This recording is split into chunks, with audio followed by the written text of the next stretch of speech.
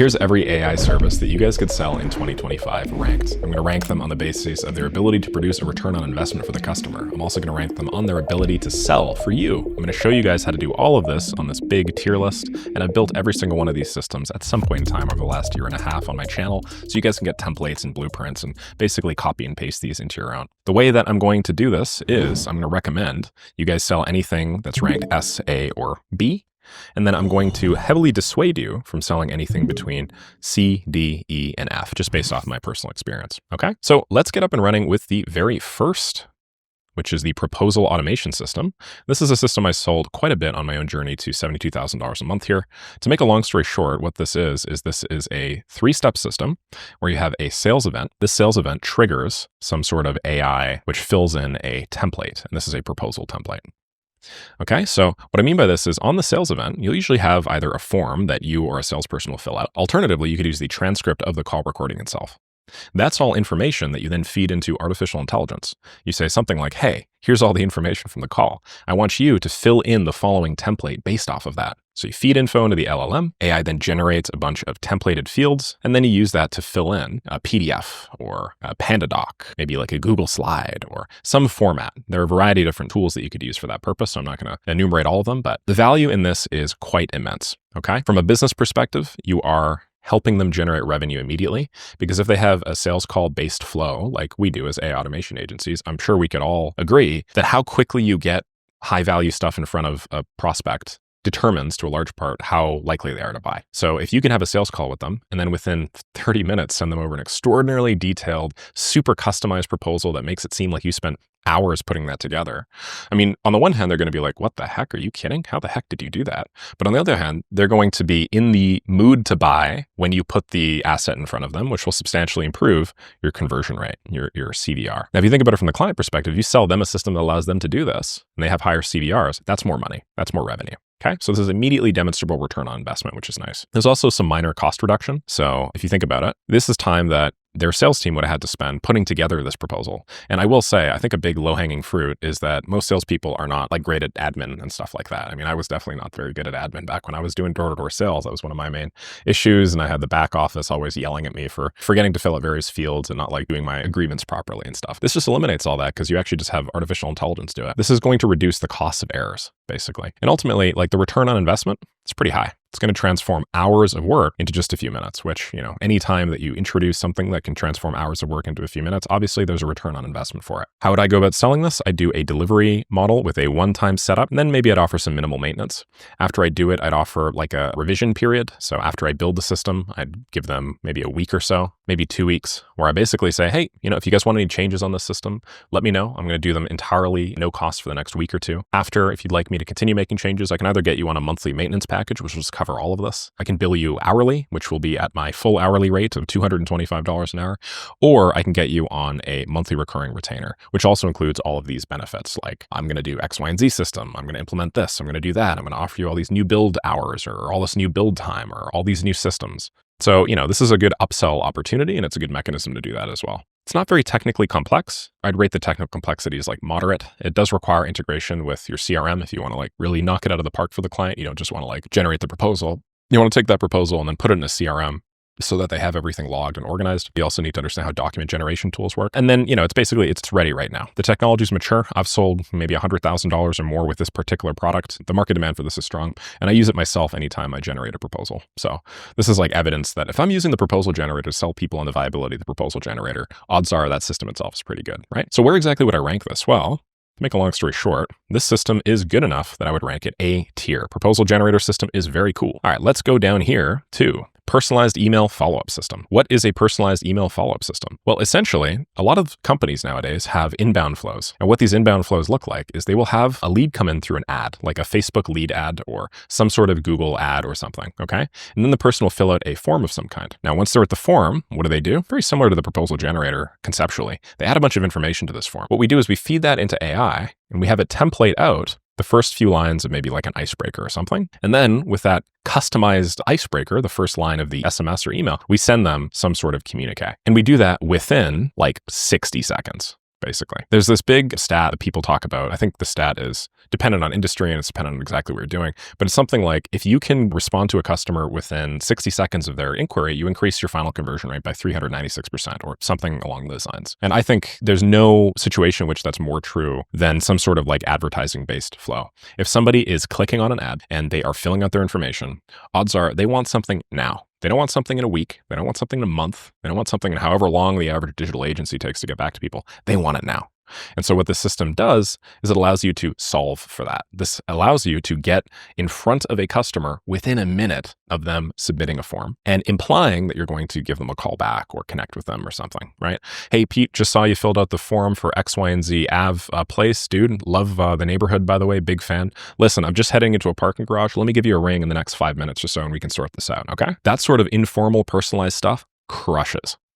So what is the business impact here? Well, obviously you're generating a ton of revenue. We just said 396%, right? You're reducing a little bit of costs. It's not that insane, but you can tie this into a follow-up flow, which reduces your salespeople's needs to follow up on this stuff manually. And ultimately you save a fair amount of time. Couple of different models that you could sell this with. The first is you do some sort of initial setup fee, and then you have some sort of ongoing monthly management fee. You could also do this as like a one-shot, and then you just give the customer all of the information they need to maybe update the prompt or update the framing of the messaging and the packaging and stuff like that. And then you could charge them some sort of ongoing monthly management fee as well, just to update this and, I don't know, like build out on it. Usually a system like this delivers such a return on investment for people that have inbound funnels that they're willing to invest very heavily in it, in my experience. Just like the other one, I have you a little pitch over here. I have a bunch of remarks around the technical complexity and the market readiness. But basically, if I could just make a long story short here, this is a great system, and it's something that a lot of people are selling right now. And because it delivers such a high ROI, I would rank this as an S, okay? All right, let's do more. This is an AI chatbot lead capture system. What is an AI chatbot lead capture system? This is where you get people on your website that are filling out maybe a form or something like that. And instead of the form, you put a chatbot in front of them. So a little widget in the bottom right-hand corner that says, hey, I'm currently online. How can I help you? And the idea is this chatbot, it's usually like an AI agent, and it can guide people through the sales process or your appointment setting process usually. And then ultimately you end up with some sort of booked appointment. Usually build these out in N8N is the most common platform to do this sort of stuff right now, and just because it's, relatively simple and straightforward to set up an agent. And the idea is, this will increase your conversion rate and so on and so forth. Now, I am a little bit hesitant about systems like this because I've implemented them in a couple of businesses. They haven't really produced that viable of a result. There's a lot of demand for them right now. A lot of people are asking for stuff like this, but in terms of how spec'd out all this is right now, I don't really know. I don't think it's super spec'd out, but I think the way that you sell this is with some sort of medium to high revenue impact if targeted properly, and if your website has massive flow of people coming in that are asking pretty mundane questions. So I think if you are very maybe specific about the audience that you sell this stuff to, and it is an audience that is suffering from exactly that problem that I'm talking about, they have so many people coming in that are already interacting with some sort of agent-based thing, it's like customer support agents or customer service agents, and you just start swapping that out for some sort of AI tool instead. I think that this can have a pretty high revenue generation impact. You just need to be careful with who you're selling it to and the promises that you're making people. Aside from that, you are saving some costs as well because you are supplementing rather than replacing human interaction. So you're going to have reduced cost. The idea is you're going to have higher CVR. And then, it's also going to save a little bit of time because you're going to handle some really routine inquiries with just a model. Okay. The way that I would personally do this is I would do an initial setup plus an ongoing management fee. That ongoing management fee is important because usually in my experience, these things require a lot of tweaking. You need to make a lot of changes to this stuff over time. People aren't comfortable or happy with the language. There are always these edge cases that come up. So you're going to want to be on the hook for some sort of ongoing management for sure. And then, there are a couple of gotchas. You want specific high intent customer interactions and also high volume customer interactions. And you also want to focus on businesses that already do this sort of lead qualification pretty often. And you don't just need technical skills to install this. You also need a lot of understanding of what customers are looking for and how to build the prompt of the model to solve pains. All right. So I'd still consider this ready, but it's ready with caveats. It works well for specific use cases, not really as a general solution. There's a way to sell this over here. Let me take this now and let's actually rank this. I would rank a system like this as of the time of this recording squarely in C. Okay. So in my humble opinion, this is just underneath the cutoff, I should say, where most people here should consider selling. So I probably would not sell this if I were just getting up and running with an AI automation agency myself. And that's just because I've had some experience selling them and things haven't really worked out. There are a lot of systems you could sell that would probably deliver more of a return. You know what I mean? Okay, next up are some appointment setting agents. So similar to how we had a website chat agent back over here, what this is usually some other inbound inquiry. So maybe you have like a WhatsApp agent, or maybe you have like a Telegram agent. And the idea is this is like an AI agent that responds to inquiries from these. And the goal is to try and book an appointment. Usually it has access to some sort of tooling or something like that to that purpose. And then after you book the appointment, the idea is that this is going to increase your CDR, and it's going to reduce costs, massively going to increase your throughput and stuff like that. Hopefully you guys could see at this point that there are still some caveats to agents like this, just because, if you're thinking about it, if somebody's at the point where they're considering wanting to buy from you, theoretically, they're probably the most valuable and the closest to actual money that anything will ever be in your business. So it kind of makes sense that that is where you'd invest your time and energy, right? The thing about these agents are they do a pretty good job, and they are able to handle a very high volume of customer inquiries, but they're usually just a little bit worse than people are right now. They just miss a little bit of the nuance, okay? And so if you have 100 inquiries coming in, and this agent's able to convert 15%, and then if you contrast that with 100 inquiries that a human's able to convert at 20%, this 5% is usually way more revenue value than the savings that you'd get out of not hiring people to handle these inquiries. Do you know what I mean? Like if this is for a $1,000 product or something, right? 100 people at $1,000 product, that's $200,000. This is $150,000. You're sacrificing $50,000 if you think about it in your ability to convert. And you're probably saving like $5,000 or something like that in your net. So it's a little bit nuanced, but the point I'm making is this revenue can be very high, but only really if done right. The cost reduction potential here is high, but you have to make sure to weigh that against the trade-off against the revenue.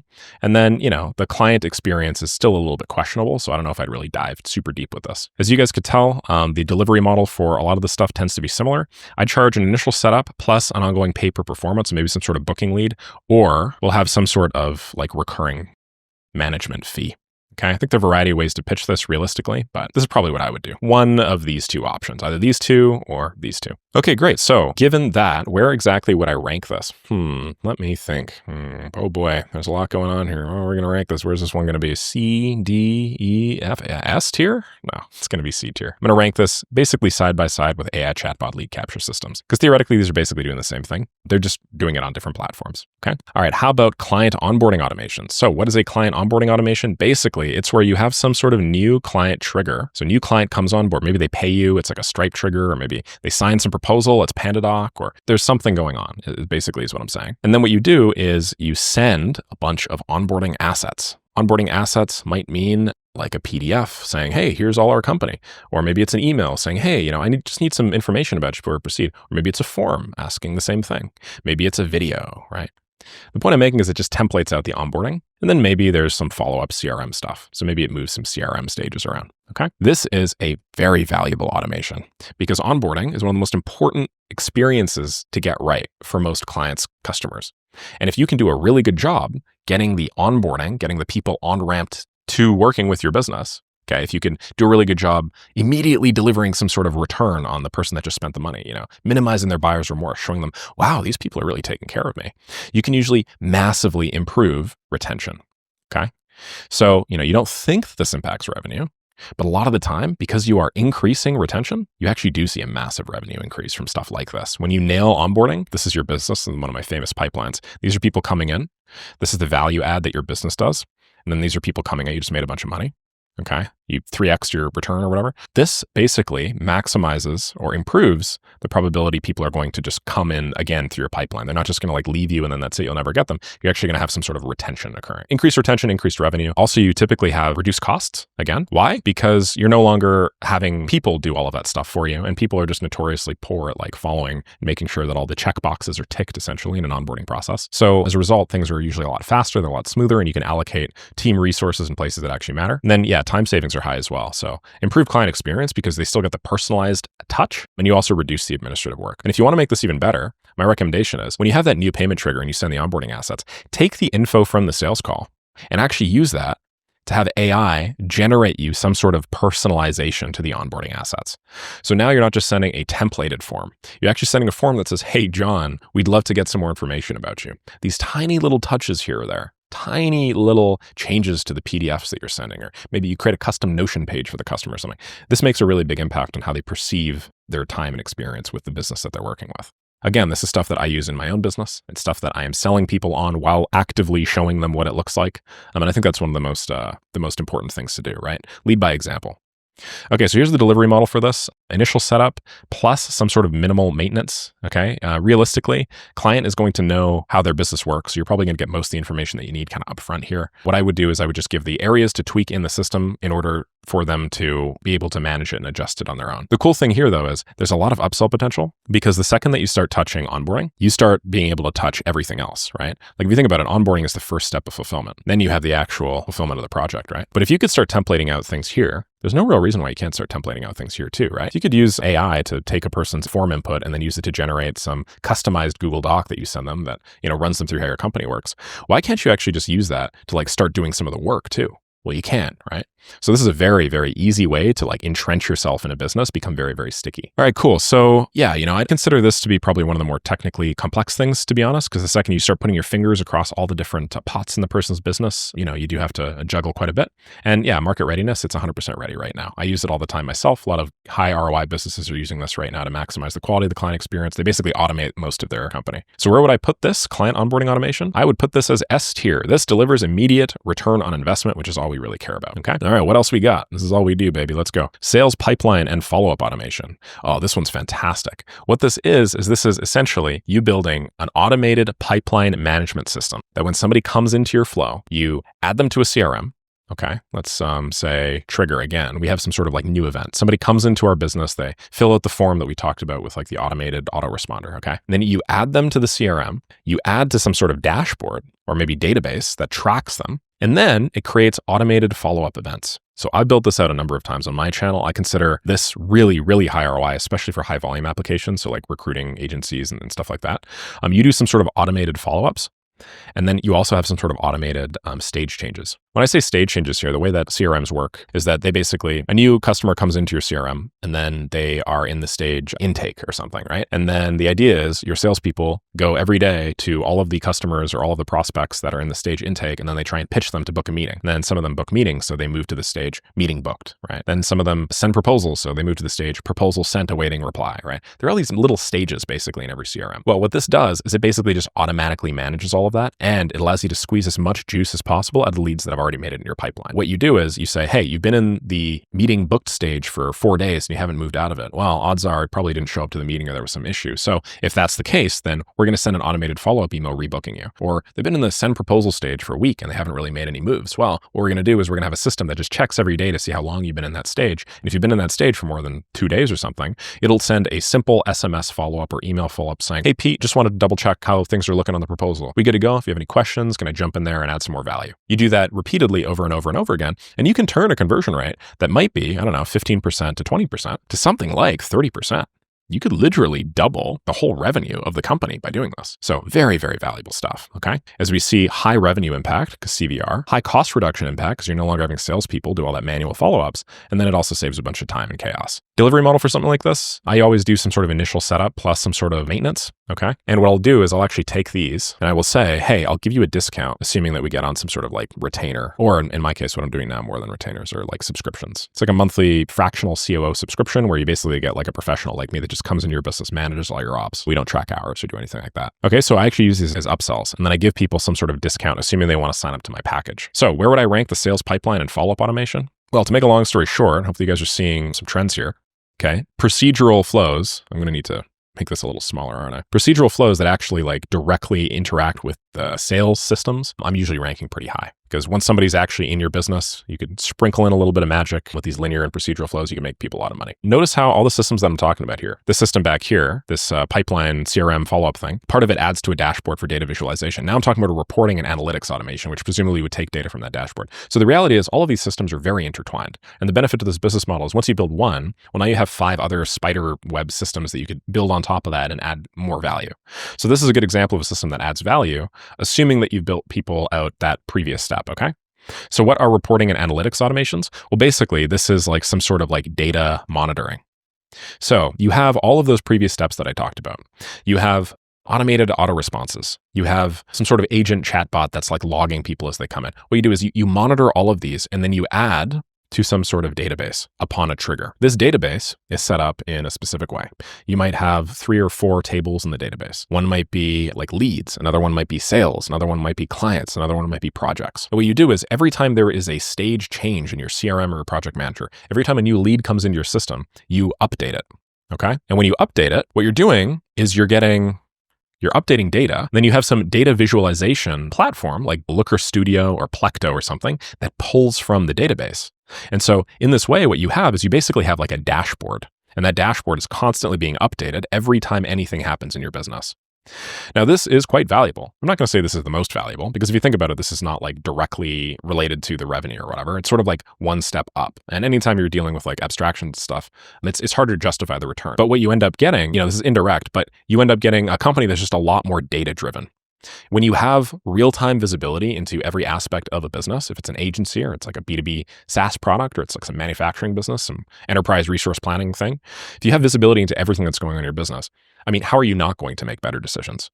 So, there's no direct revenue impact, I'll say. Everything's indirect, but you usually do have increase across all the metrics that you care about. Because you can log the CVRs across all your salespeople, okay? You could see which salespeople make sense to promote and send more leads to and which ones don't. Because you can log, all the expenses and stuff like that, you could see which ones are actually driving an ROI.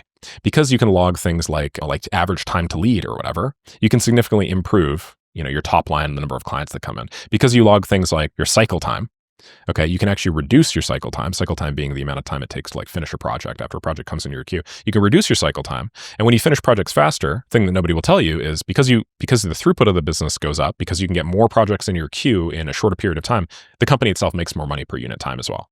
Okay. So all this stuff is indirect, but still makes a lot of money.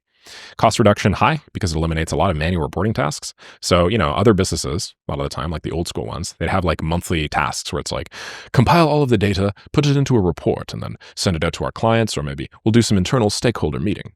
Well, you don't need to do that when you have a dashboard, because the dashboard is the report and it's updated, and there's usually a little way to change the time period on the dashboard. So instead of looking at last week, you look at last month.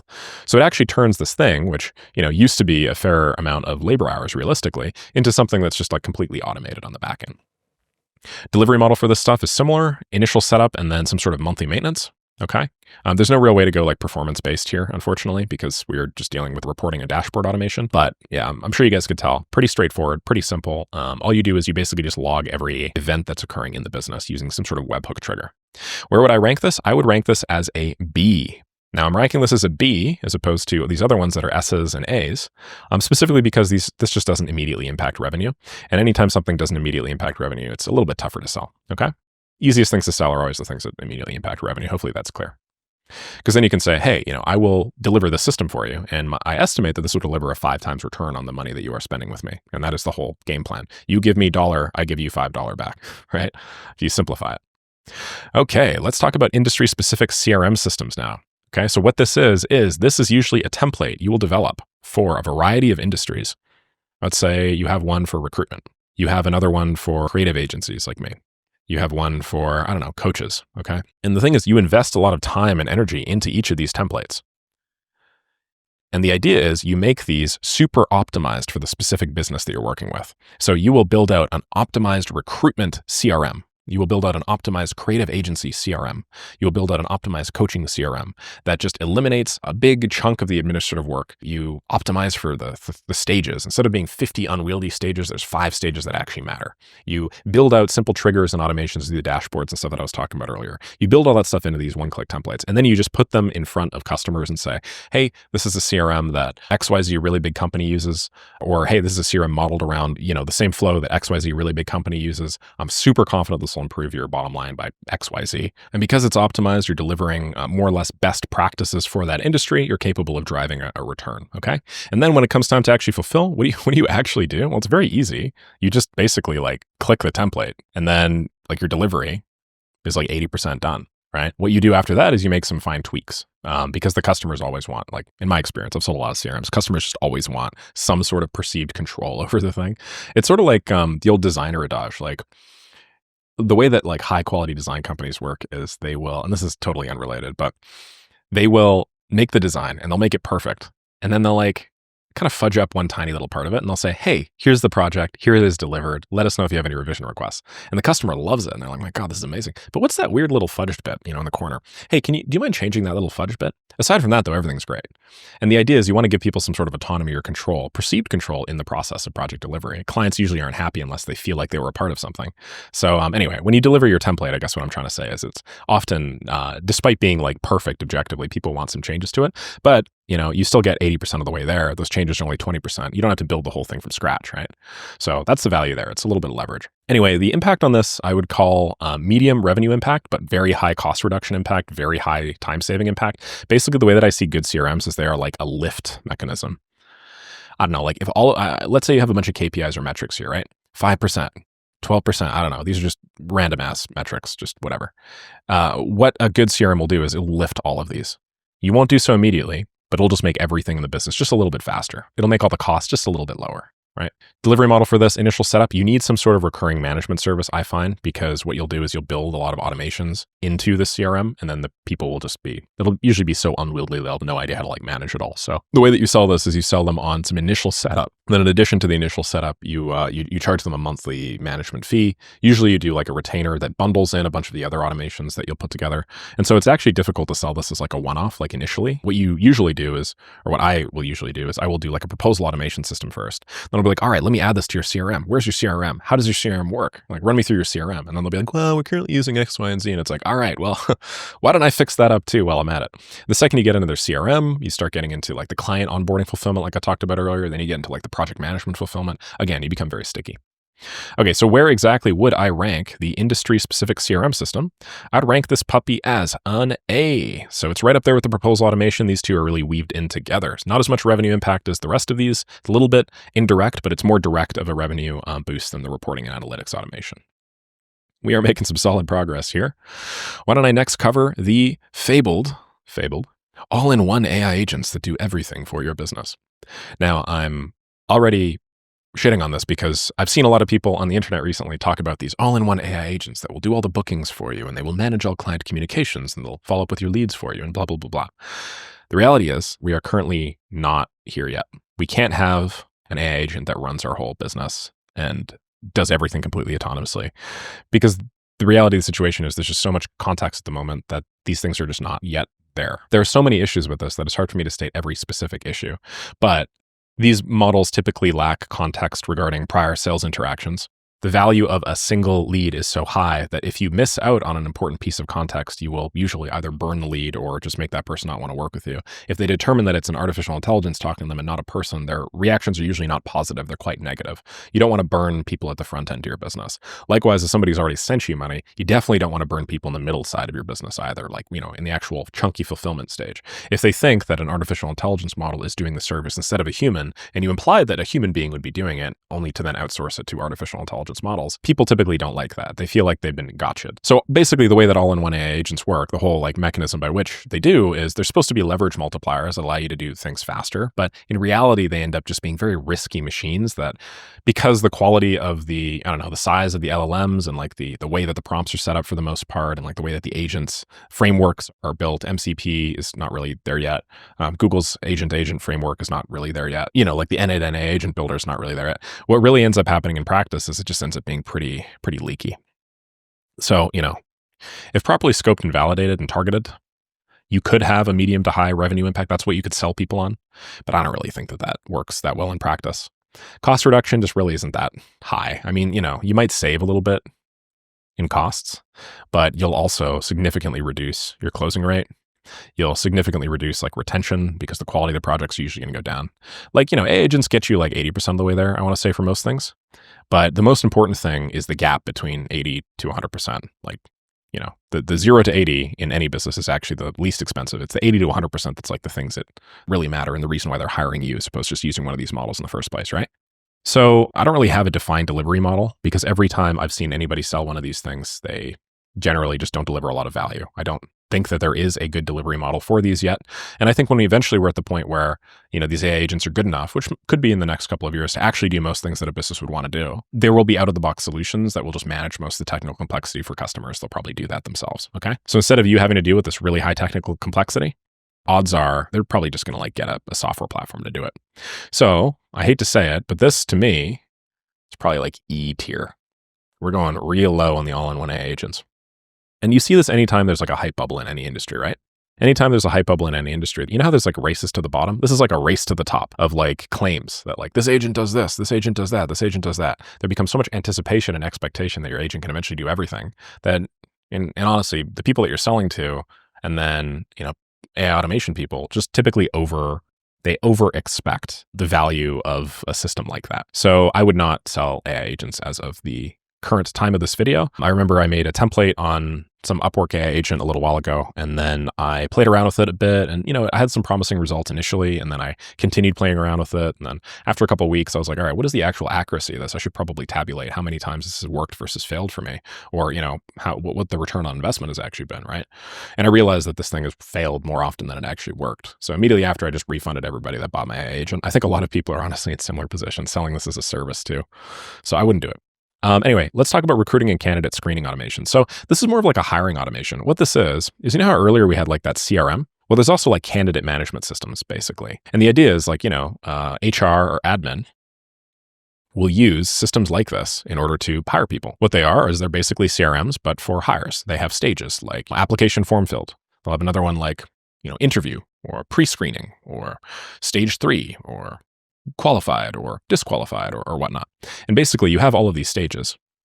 And these stages, for the most part, are filled out manually right now by the HR admin or even like business owner if it's a small enough business. Now, doing all this stuff manually and organizing all the candidates for any position is usually like quite a lot of work. So what this recruiting and candidate screening automation does is it breaks these stages down and then it automates them. So what'll happen is inside of your CRM or your project management system or whatever, you will have some sort of trigger like a form fill. When the candidate fills out the form, putting forth interest in the job, what you will do is you will automatically email them, maybe asking for more information or something, okay? When they fill that out, you'll pass the results to AI. Maybe AI will then do a first pass and score it out of 10 or something, okay? Then you will use that to add them to a next stage. Then after you've added them to the next stage, there might be some human Q&A that sorts based off of people ranked, 10, 9, and 8. And they just like ignore everything that's a 7 or below. So now we've just, significantly streamlined the Q&A process for admins. Then maybe there's like a trigger attached to the stage change. So when the human changes the stage to the next one, maybe you send a form that asks for more questions, or you send a calendar that has them book with a real human being to do an interview and so on and so forth. So what we're really doing here is we're just streamlining with both AI plus automation. And that's all that this system really does. And it's a great system. I use it for myself when I hire. I've sold it to many people. Systems like this work really well. So what is the revenue generation impact on this? Well, it's not direct. But if you think about it, if you can hire better people and if you can hire people faster, usually it's a better performance. Most people hire way too late. So most people will have a need and then they'll start hiring. And then the hiring cycle takes weeks, if not months. And then they'll have a gap period of about a month or two where their needs aren't really fulfilled before the hire gets up to speed. And then the hire will, be okay. And then, the need will be filled. What in reality most people should be doing is they should anticipate a need. They should say, well, I'm going to have some need in the next 2 weeks where I'm going to need somebody to do a bunch of admin and stuff because my business is growing. So I should probably start hiring now. Right? What this system does is it minimizes the gap between when most people think about hiring and then when they actually get the hire. And it also reduces the probability, which is unfortunate, it happens, where you will hire a bad person, a person that doesn't actually deliver value to your organization, which you then have to let go. And then you basically have to just repeat the cycle over and over and over again. Hiring is really hard. So if you can make it easier for people, there's some value in it. Usually very high cost reduction is the main thing. And then, automates very time consuming aspects of recruitment. What's cool is you can actually sell this to recruiting agencies to sell to their clients and stuff like that as well. Now, recruiting agencies are obviously a really big niche in AI and automation just because they're high volume. There's candidate opportunity, there's employer opportunity, and a lot of it's like email based, which, we automate the hell out of here all day, every day. But yeah, anyway, you could do some sort of initial setup plus a recurring management service, probably the best way to do so because just like a CRM or whatever, there's a lot going on here and a lot of changes you usually have to make. Companies typically think that they know how to hire, but in my experience, they don't really know how to hire for the most part. That said, we're not seeing a direct revenue impact here. Because there's no direct revenue impact, it's mostly just savings. I would rank this right now as B, okay? So we're seeing some trends here, hopefully, right? The systems that you realistically want to sell and that are probably easiest to sell are ones that deliver return on investment and just like add immediate cost savings. The ones that are a little bit more iffy. Down here at C, they don't necessarily have as much direct or immediate impact. They're more flashy for sure. But, the ones that are kind of the middle ground are things that provide some sort of revenue lift, but they don't immediately add a return on investment. And then all-in-one AI agents are down here just because the current hype factor of this stuff is unbelievable. All right, what else we got? We are working our way through the stack. The next is a customer support ticketing automation. And this one is probably like the only one where you could actually use AI agents, I would say, to some level of return on investment.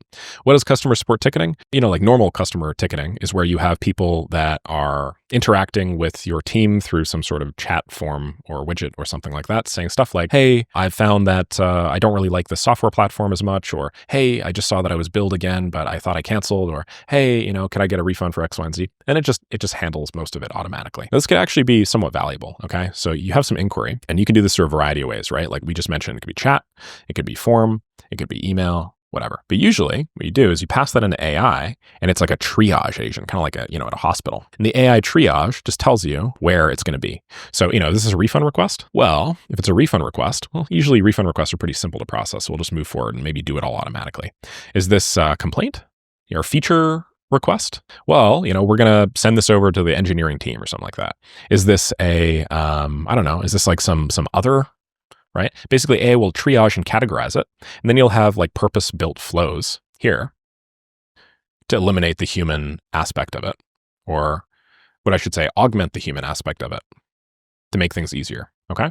Usually other is just a catch-all where you actually send to like a human because you don't really know what the hell's going on. And you don't want to like miss it. But, I'll give you a quick example of like the refund request. I've mentioned this in a couple of videos, but Amazon's a really good example of this. Amazon basically has a very simple refund flow where it's like the very first thing that happens is you have a complaint about a refund. So it's like, would you like a refund? You click a button. The second you click that button, okay, it triggers this flow. It says, calculate how much money that they've spent with Amazon in the last, 365 days. So let's say it comes out to $10,000. Then you calculate the value of the product, which, is usually just there, but maybe they do some margin calculation. Then they say, $50. Then you calculate all refunds sent to that customer in the last year, which might be $350, okay? And then they add product refund cost up. So that $350 is added to the $50, and the total refunds that they've requested in the last year are $400. And then what do? They just compare. Of the $10,000, let's say, that they've spent in Amazon, if they've requested less than, let's say, 4.5% of the total revenue as a refund, which in this case, $400 is, right? $400 divided by 10,000 is like 4%, right? And then you say, well, if their current refund request is less than some number that we come up with, maybe 4.5% or something like that, then automatically process a refund. So I can't tell you how valuable simple systems like this are, because refund requests probably make up like 70, I don't know, I'm just throwing numbers to the wall, maybe like 50% of all of like the messages that Amazon will receive. If you could legitimately just automate that and then only send refund requests to a human being when the total amount of the refunds that the customer has asked for is over a certain amount, and then it starts being questionable, like, okay, we should probably actually look into this. Like, this is probably maybe illegitimate, or, this is actually a margin issue now. Then, and only then, by doing so, you save a lot of customer hours. So this can actually be pretty valuable, and agents are at the place where they can currently do that. Okay. But when we talk on revenue impact wise, you don't really see an immediate revenue impact. This is just a customer support ticketing agent. You have higher customer satisfaction for sure, which is valuable, right? But the higher customer satisfaction does not immediately translate over to more money. You do have retention, but it's just downstream of the actual sign up. But the main thing here is the savings, right? These savings can be very high. You could legitimately cut off like 30% of all of your customer support staff. As you can imagine, in like a SaaS business or something, like this could be pretty major. Like, if you look at most social media companies or most software companies or whatever, it's really interesting because you'll have like, 15 developers at like $1 billion business, and then you'll have like 300 customer support staff members. So customer support staff is like the main payroll expense, right? So something like this can actually eliminate a vast majority of them, which is really nice. Make your business just a lot more efficient. And then, you save a lot of time as well. Delivery model for something like this, initial setup fee plus some sort of recurring management maintenance. Usually you are justifying it with, I don't know, like if you lay off like 10 support staff because you have a system like this, and these people are usually paid, let's say $2,500 a month. Like you just made the business $25K, right? So, just keeping you around at like $5K a month or something, just charging $5K a month for this is already worth it. They're in the black by $20K. So I could go into more detail about the specifics on this, but I'll let you guys do that on your own time. Let's rank customer support ticketing automations, shall we? I would currently consider customer support ticketing automations as B tier because, again, they don't have an immediate impact on revenue, but they do improve things like customer satisfaction or whatnot, which are pretty good. Okay, what else we got here? Looks like we got 4 or 5 more. Let's chat about the dreaded outbound voice caller. So what this is this is usually like some sort of VAPI or, well, I mean, there's like 10 software platforms. So I'm not going to enumerate all of them, but this is like one of those like voice agent platforms. Now what you do is you just load a script or a simple prompt. This simple prompt just says, hey, you are XYZ person at XYZ company. You are currently trying to sell people on this. Your first phrase should be this. After that, see what the customer has to say. And then, I don't know, try and sell them on some appointment or whatever. Okay. Then the idea is you make a lot of money. Well, hopefully by now you guys could see why I'm skeptical about stuff like this. Because if this is the first contact that you're having with a customer, or maybe it's somebody that's actually warm, that's actually like submitted some requests to you and you're giving them a call to try and like validate and collect some information. That's about as close as you can get to real money. So, if you have real money in front of you, if there's one thing you should actually spend human labor on, it's like collecting the real money realistically. So I don't really think the technology is here yet for good outbound voice callers, to be honest. I'll show you what people think, they think the revenue generation impact's really high. And it is for specific use cases. Like I've run campaigns on this, like, hey, for dental cam, it's free electric toothbrush. Really simple outbound campaign, right? Like that's actually really simple. There's minimal customization, minimal whatever. Hey, Pete, just wanted to let you know we have a free electric toothbrush. We didn't know how else to reach you. So just thought we'd drop you this automated message. If you want a free electric toothbrush, then just make sure to get your next appointment booking in by September or something like that. And if you want to give us a ring, just call back at this number. You could actually just drop like voicemails like this. You could do simple outbound voice call flows. That's valuable, okay? But it's very specific. What most people sell outbound voice callers as right now, or they sell them as like cold calling agents that will like save, you'll fire your whole cold call team. And it's like, no, that isn't how it really works. We're just not really there yet. So cost reduction is medium because you have some sort of SDR reduced cost for initial outreach and the time saving is supposed to be high. But all this stuff comes with caveats. Hopefully you guys could tell. You'd sell this with a setup fee, and you could sell a fair setup fee if you're doing something like this. And then some sort of performance-based ongoing cost, maybe. You could actually tie the voice agent with some performance basis to maybe how many people accept a specific offer, although you will have to renegotiate that offer every time you change them. And then, right now, I'd say the technical complexity of actually making this work is pretty high because there's no real way, like unless you are really fine-tuned with the prompts, unless you have like a very dedicated sales flow, and unless you get like the super low latency models right now and just like optimize everything right out of the box, the likelihood that you are going to be able to outperform a human salesperson that is generating outsized revenue is pretty low. And because we're talking savings, which are a very tiny fraction of the total cost of like a very competent salesperson, usually the return just isn't there, at least not right now. So personally, I would rank this as C tier right now. Okay. It's better than, the all-in-one AI agents. Hopefully you guys could see, but it's not phenomenal. It's not perfect. Okay, the next system is an AI-powered content creator for social media, okay? What this is usually some sort of input. There's usually a form, or maybe you're scraping blogs from competitors or whatever. And what you do is you feed all that into AI, and there are a variety of approaches to do this. I've done like cyclic content generators, I've done one-shot content generators, I've done like idea-based content generators, scraping content generators. You can find them all on my channel. I do a lot of these. And then we have AI generate some piece of content. And then we'll use procedural workflow automation to, usually post it, or at least like queue it up. The best performing implementations of this usually have a human in the loop that like they do some sort of Q&A here, some minor adjustments or whatever. As I'm sure you guys can imagine, this is like one of the main use cases of large language models right now because they're just like content creators, right? Content producers. The potential business impact of something like this could be quite high because you are driving some new leads, assuming that the content that you're producing is good. The cost reduction of a system like this could be medium because you're replacing certain content creation staff or freelancers. It's not all about replacing, but you can think about it as instead of doing like 100% of 3 people's jobs, what you're doing is you're doing like 90% of like, 10 people's jobs, okay? This is leverage, reducing the cost of labor. Okay, and then time savings can be high because there's typically a lot of manual work that goes into content creation and whatnot, and systems like this just eliminate 90% of it, as I mentioned before. Delivery model for this would be an initial setup, one-time project. You charge a fair amount of money for this, especially for like content companies. I used to run a content company that scaled to 92K a month called 1 Second Copy, and we use some similar systems like this to remain very competitive and just deliver significantly higher margins than most other content businesses. And then, some sort of recurring management service to like fine tune it.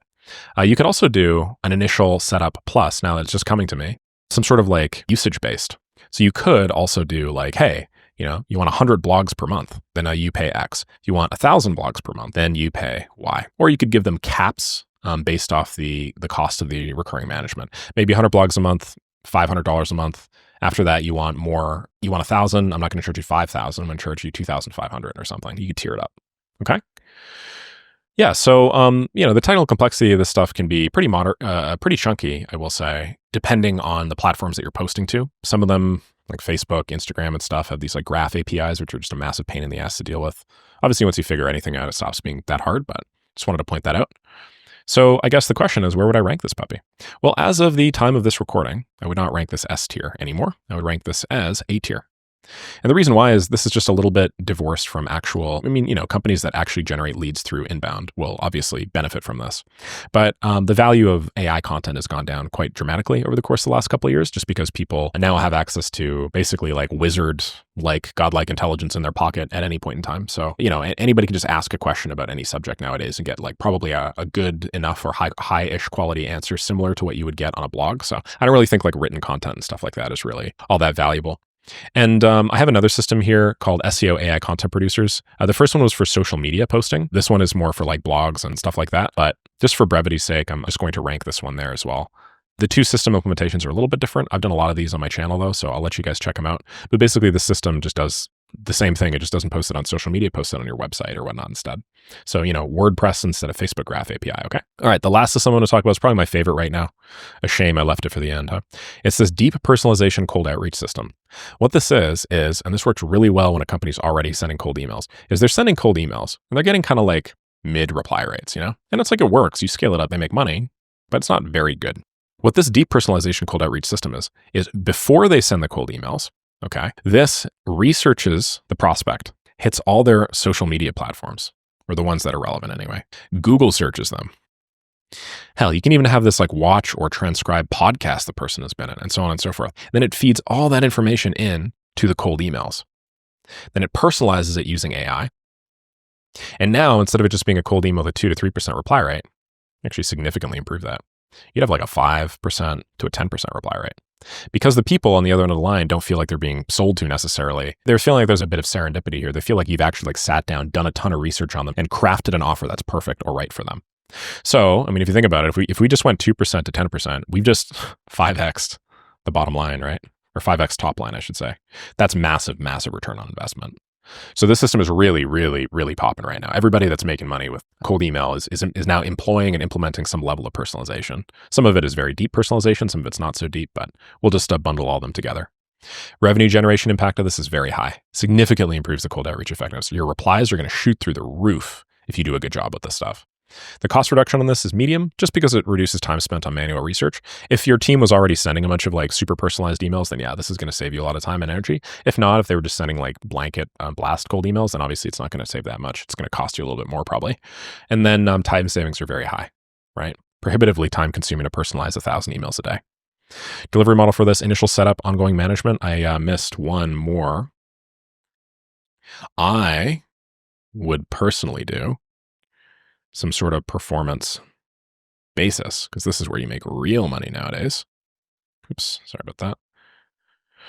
Okay, where you have an initial setup of the project, you might charge them, I don't know, just $2K to set up a system that scaffolds this. Then you charge them, I don't know, like a $1K a month fee, something really, really low. And then you'd have some performance basis thing where, hey, every time I book you a meeting using this deep personalization system, you pay me $150. Okay. Then you book 100 meetings in a month. Okay, which hopefully they're prepared for and they can handle. Well, now you've just made 15K plus the 1K, you made 16K. The overall cost and risk from the customer perspective is pretty low risk, right? It's $1,000. $1,000 means different things to different people, obviously. You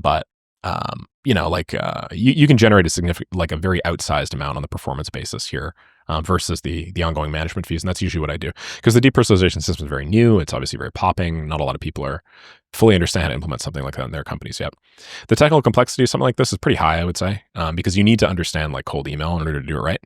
Like a big part of this, and one thing that I'm seeing people kind of really struggle with, is like your ability to succeed in cold email is actually not as much about the system. It's more about like your ability to write copy, the ability to hit pain points, and the ability to like make the copy seem very customized and personalized. And you can't just offload all of that to AI. You do need to know what you're doing, and you do need to like know the game of cold email. So if you really want to make this work well, ideally you'd have some sort of background in cold email, or you'd have at least been sending cold emails for a few months by that point. This market readiness is massive. It is very high, and there's a lot of demand, especially in companies that are already using cold email. So pause the video. Where do you think I'm going to rate this puppy? If you guys said S tier, you were 100% right. Okay. All right, zooming out. Do I have any other systems? Nope. Believe I got them all. Cool. I did. Absolutely. These are the 15 major systems that I'm seeing people sell right now. Hopefully you guys understand my mindset and thought process behind how I ranked all of these. I think I'm now coaching something like 2,600 people across both of my major communities, Maker School and MakeMoneyWithMake.com. So I see people sell stuff like this every day. There are over 2,000 people actively selling products like this every single day. And this is, for the most part, like a pretty wide breadth of most of the systems that people are probably putting together. Are there other systems people are probably selling today? Yeah, for sure. Don't get me wrong. But do I think that those systems are probably just variants of these systems? Yeah, I also do. So hopefully this gives you guys an exhaustive look at all of the things that you guys can sell and why you might want to sell stuff like this a lot more than, stuff like this. Okay. I'm realizing I didn't rank anything as D or anything as F, but I think that's because these are all conceptually very similar. And all in one age. It's just ain't it, dog. There's one thing you take away from this video is that they just ain't it yet. Focus on making a little bit of money with these systems first. It's a lot easier. There's like a multiplier, right? It's probably like 5 times easier to sell these.